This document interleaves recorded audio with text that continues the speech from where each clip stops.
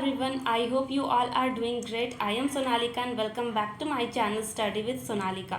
So today we are going to learn a new chapter of class 8 science, chapter 7, that is conservation of plants and animals. Okay, so इस chapter को पढ़ने से पहले हम इसके summary और keywords को जान लेते हैं कि इस चैप्टर में हमें आखिर पढ़ना क्या क्या है. ठीक है, तो चलो स्टार्ट करते हैं अपना क्लास. इस चैप्टर में बेसिकली हमें पढ़ना है कि हम कैसे हमारे जो plants, animals, variety of plants और एनिमल्स अर्थ पे प्रेजेंट है उन्हें कैसे हम कंजर्व कर सकते हैं, कैसे उन्हें हम प्रोटेक्ट कर सकते हैं. तो उसके लिए अलग अलग प्रोटेक्टेड एरियाज बनाए गए हैं. For example wildlife sanctuaries, national park, biosphere reserves are name. ठीक है, ये सारे क्यों बनाए गए हैं? एनिमल्स और प्लांट्स को प्रोटेक्शन देने के लिए, उन्हें कंजर्व करने के लिए. नेक्स्ट यहाँ पे पॉइंट में बोल रहा है कि biodiversity refers to the variety of living organism in a specific area.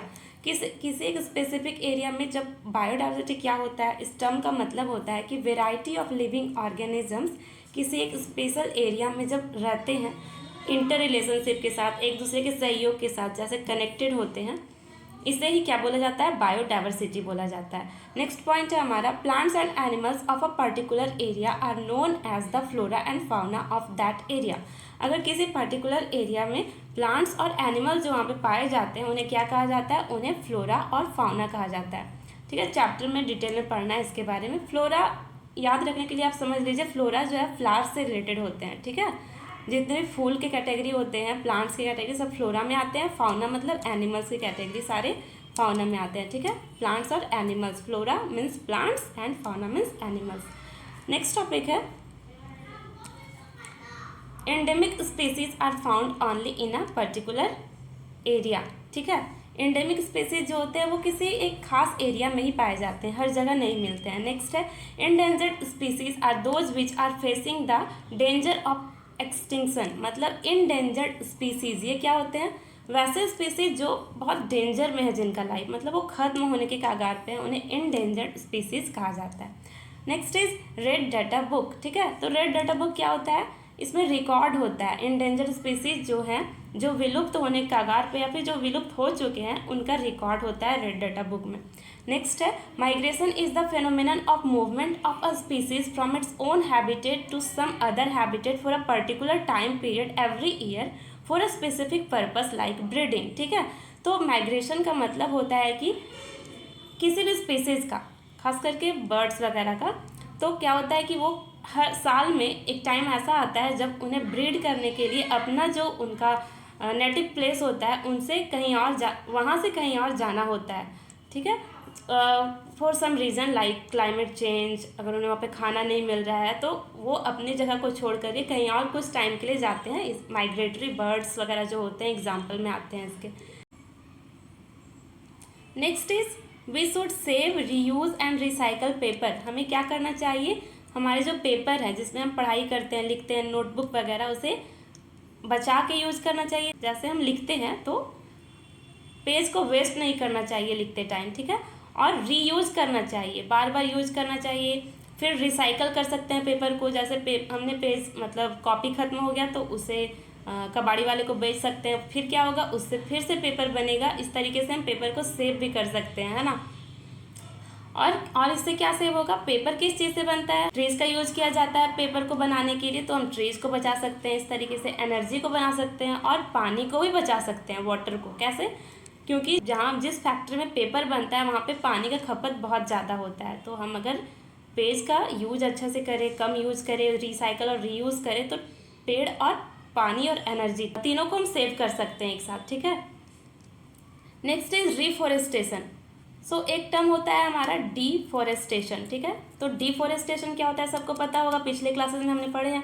Deforestation means पेड़ों की कटाई करना, है ना. तो रिफॉरेस्टेशन उसका उल्टा होता है. डिफॉरेस्टेशन मीन्स पेड़ों की कटाई करना, तो रिफॉरेस्टेशन मीन्स पेड़ों को लगाना, प्लांटेशन करना.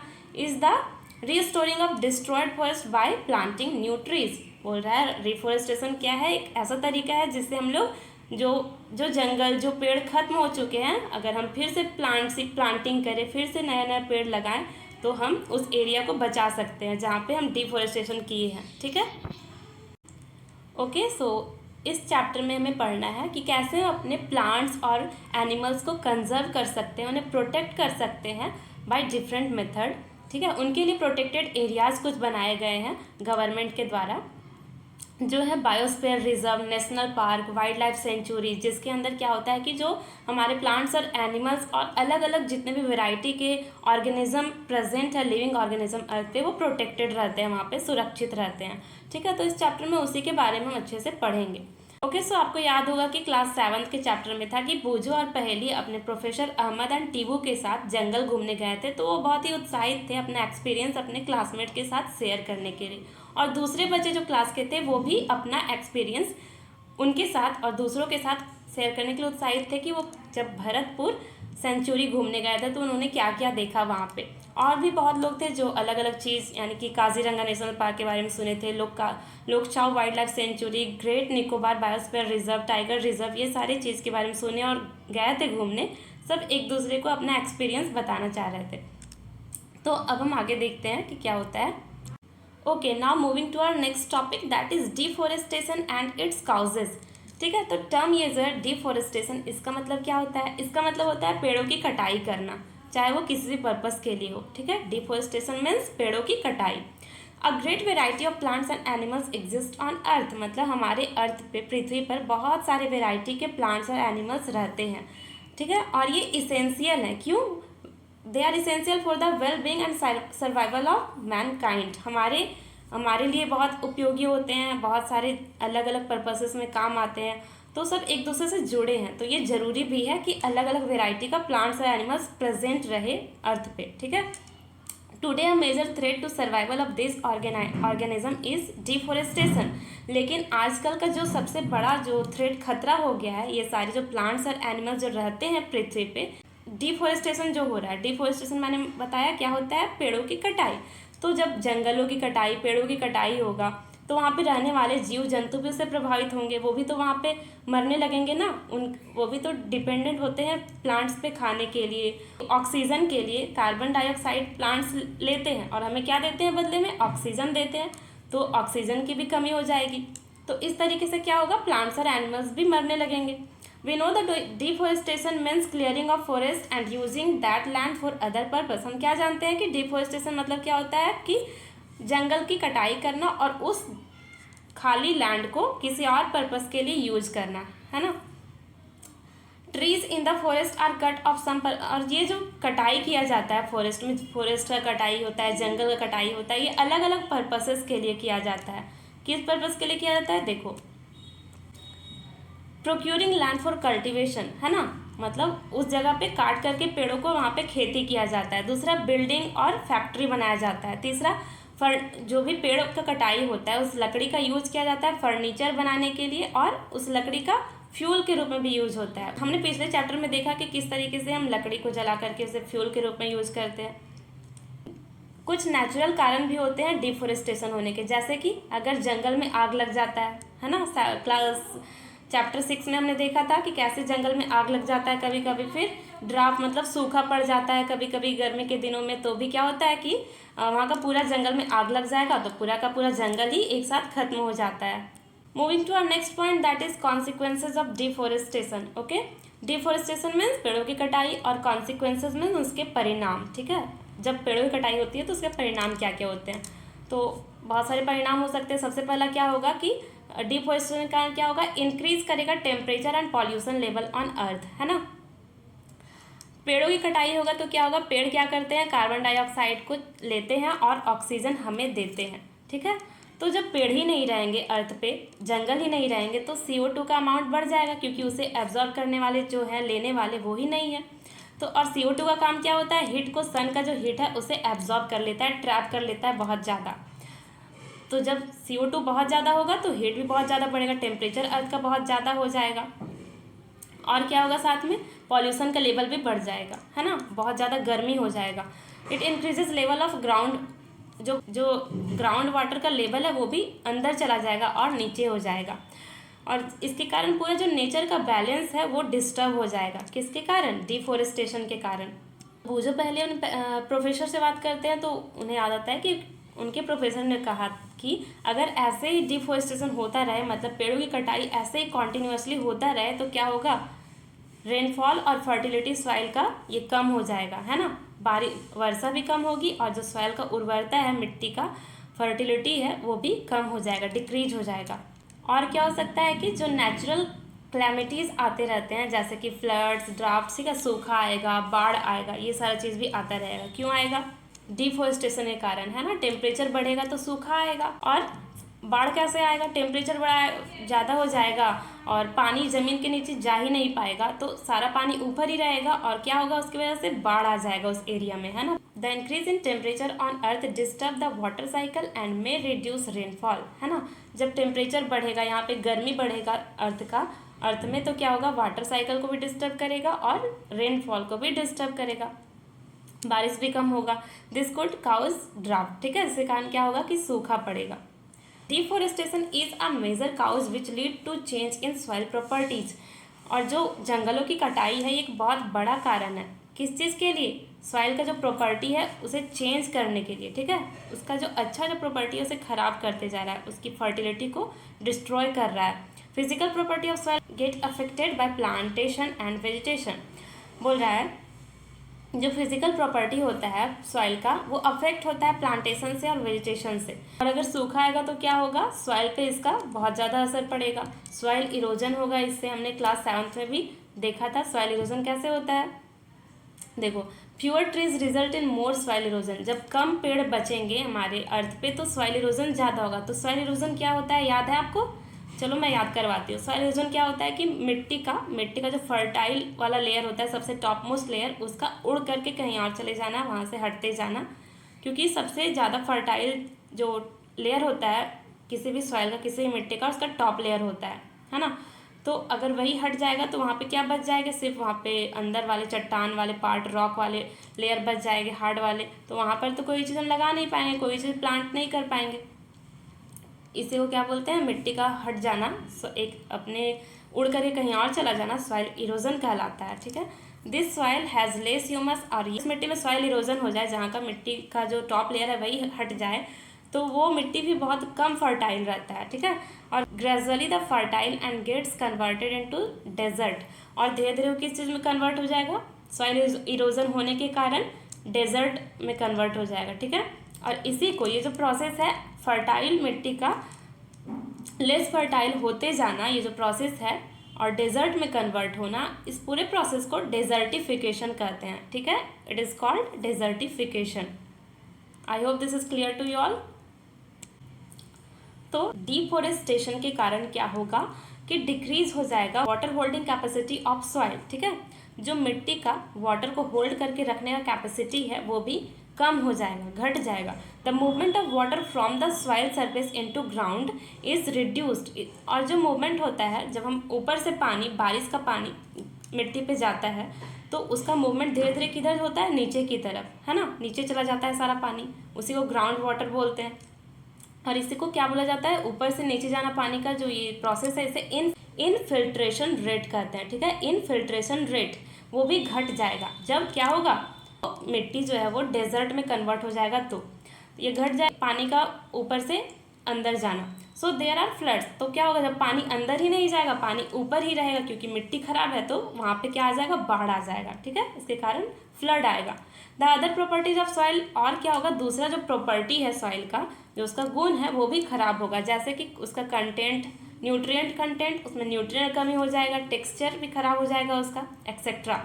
ऑल्सो चेंज बिकॉज ऑफ, और ये सब क्यों होगा, सब डिफोरेस्टेशन के कारण हो रहा है। जितना भी कुछ हो रहा है सारा कुछ डिफोरेस्टेशन के कारण ही हो रहा है।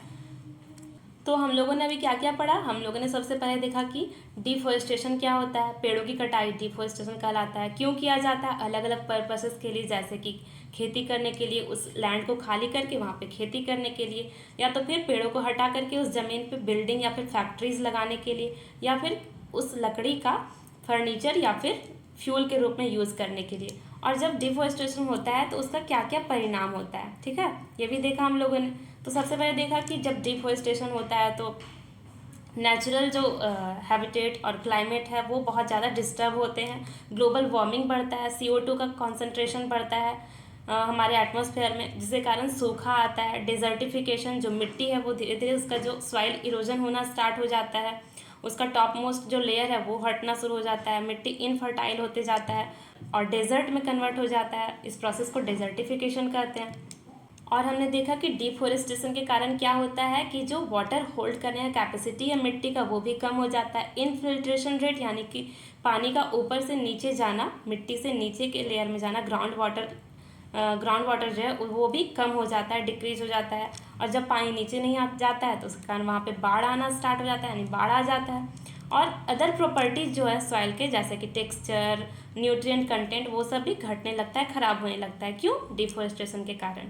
ठीक है, तो यहाँ तक हमारा हो गया।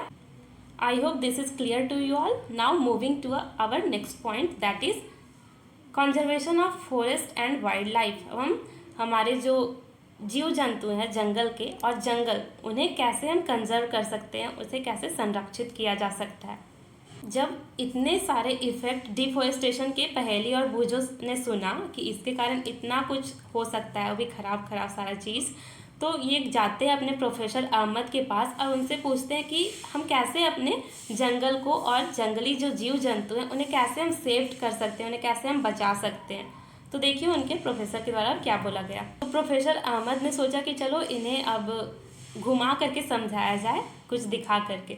तो उनके लिए और उनके क्लासमेट्स के लिए, बूझो पहेली और उनके क्लासमेट्स के लिए प्रोफेसर अहमद ने एक विजिट ऑर्गेनाइज किया बायोस्फीयर रिजर्व। घूमने के लिए अब जाएंगे वो लोग और उसके थ्रू समझेंगे कि क्या होता है, कैसे वो जो वाइल्ड लाइफ और प्लांट्स एनिमल सबको प्रोटेक्ट कैसे किया जाता है। इसको देखने से पहले हम एक येलो बॉक्स में आपका इंपॉर्टेंट चीज़ दिया हुआ है ये समझ लेते हैं। येलो बॉक्स वाले सारे चीज़ जो है आपके इंपॉर्टेंट होते हैं, तो उन्हें आप अच्छे से पढ़ लिया कीजिए। ठीक है, देखिए बायोस्फीयर क्या होता है। तो biosphere is that part of the earth in which living organism exist और विच सपोर्ट्स लाइफ। ठीक है, बायोस्फीयर जो है वैसा पार्ट है अर्थ का जिसपे लिविंग ऑर्गेनिज्म रहते हैं। ठीक है, और विच सपोर्ट लाइफ, और जो लाइफ को सपोर्ट करता है, वहाँ पे कोई सा भी जो लाइफ रह रहा है वो अच्छे से रह पाता है, वो बायोस्फीयर रिजर्व कहलाता है। देखो एक होता है हाइड्रोस्फीयर, एक होता है लिथोस्फीयर और एक होता है एटमॉस्फेयर। ठीक है, तो हाइड्रोस्फीयर ये हो गया, लिथोस्फीयर, एटमॉस्फेयर, तीनों के बीच का जो एरिया, ठीक है, ये एरिया, कलर चेंज कर लेती हूँ एक मिनट, तीनों का बीच का जो ये एरिया है ये हमारा बायोस्फीयर होगा। ठीक है, बायोस्फीयर मतलब वैसा एरिया जहाँ पे लाइफ फॉर्म एग्जिस्ट करता है, जहाँ पे लाइफ अच्छे से रहता है, वही बायोस्फीयर कहलाता है। नेक्स्ट है बायोलॉजिकल डाइवर्सिटी और बायोडाइवर्सिटी। बायोडाइवर्सिटी को हिंदी में कहते हैं जैव विविधता। जैव विविधता, बायोडाइवर्सिटी का मतलब वैसा एरिया जहाँ पे अलग अलग वेराइटी के ऑर्गेनिज्म, चाहे वो प्लांट हो, एनिमल्स हो, माइक्रो ऑर्गेनिज्म हो, कुछ भी हो, एक साथ रह पाते हैं, उसे क्या बोलते हैं? बायोलॉजिकल डाइवर्सिटी या फिर बायोडाइवर्सिटी। यहाँ पे दिया हुआ है refers to the variety of organisms existing on earth, their interrelationship and their relationship with the environment. मतलब सारे जो अलग अलग वेराइटी के ऑर्गेनिजम्स हैं, प्लांट्स, एनिमल्स, माइक्रो ऑर्गेनिजम्स, आपस में एक दूसरे से संबंधित होते हैं, एक दूसरे के सहयोगी होते हैं और उनका रिलेशनशिप एनवायरनमेंट के साथ भी उतना ही अच्छा होता है। वो क्या कहलाता है? बायोलॉजिकल डाइवर्सिटी या फिर बायोडाइवर्सिटी। ठीक है, तो हम लोगों ने देखा था कि प्रोफेसर अहमद ऑर्गेनाइज किए हैं एक विजिट बायोस्फीयर रिजर्व ले जाने का, किसी पहेली बूझो और उनके क्लासमेट्स को।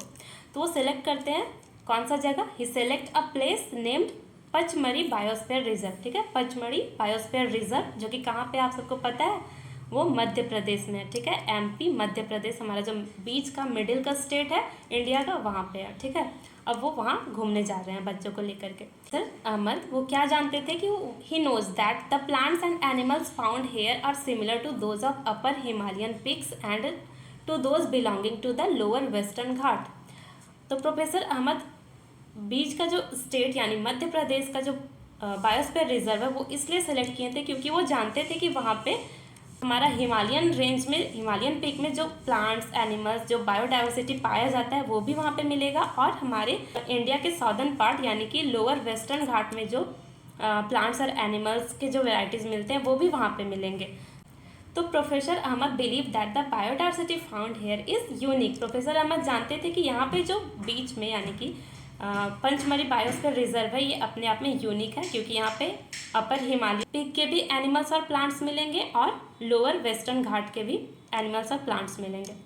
That's why he choose this place for visit. So वहाँ पे एक माधव जी थे जो कि फॉरेस्ट एम्प्लॉय थे, वो गाइड थे वहाँ पे, उस एरिया को घुमाने वाले, गाइड करने वाले, उनका नाम था माधव जी। ठीक है, तो जो प्रोफेसर अहमद थे वो उनसे रिक्वेस्ट करते हैं माधव जी से, फॉरेस्ट एम्प्लॉय से, कि आप चिल्ड्रन को, बच्चों को अच्छे से गाइड करते जाइएगा जब हम अंदर जाएंगे बायोस्फीयर रिजर्व में, तब इन्हें सब कुछ अच्छे से बताइएगा, एक्सप्लेन कीजिएगा। ये एक्सप्लेन दैट प्रिजर्विंग एरिया, तो उन्होंने एक्सप्लेन करना स्टार्ट कर दिया। तो वो बताते हैं कि ये जो प्रिजर्विंग एरिया है of such biological importance make them a part of our national heritage, ये हमारा जो राष्ट्रीय सम्मान है उसका भी एक बहुत ही इंपॉर्टेंट पार्ट है, ये हमारा जो बायोस्फीयर रिजर्व है ये।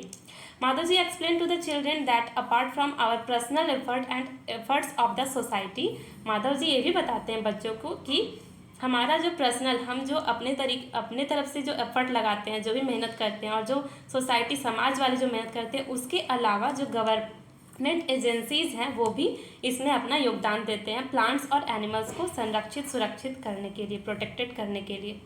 Government lays down rules, methods and policies to protect and conserve them, government क्या करती है, बहुत सारे रूल्स, मेथड्स और पॉलिसीज लाते रहती है ताकि हमारे जो प्लांट्स और एनिमल्स है उस एरिया को, उन्हें कंजर्व किया जा सके।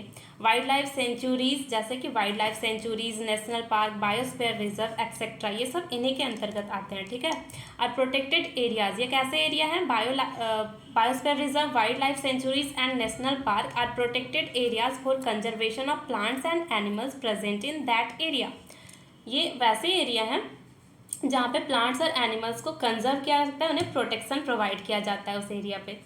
To protect our flora and fauna and their habitats, flora fauna, flora means flower से रिलेटेड है, मैंने बताया, मतलब प्लांट्स वाले सारे चीज़ फ्लोरा में आते हैं, फाउना एनिमल से रिलेटेड है, एनिमल सारे फाउना में आते हैं, और उनका हैबिटेट मतलब वो जहाँ रहते हैं, ठीक है, उनका आवास, इन्हें प्रोटेक्ट करने के लिए जो एरिया बनाए गए हैं उनका नाम है wildlife sanctuaries, national parks and biosphere reserves have been earmarked. ठीक है, ये सारे बनाए गए।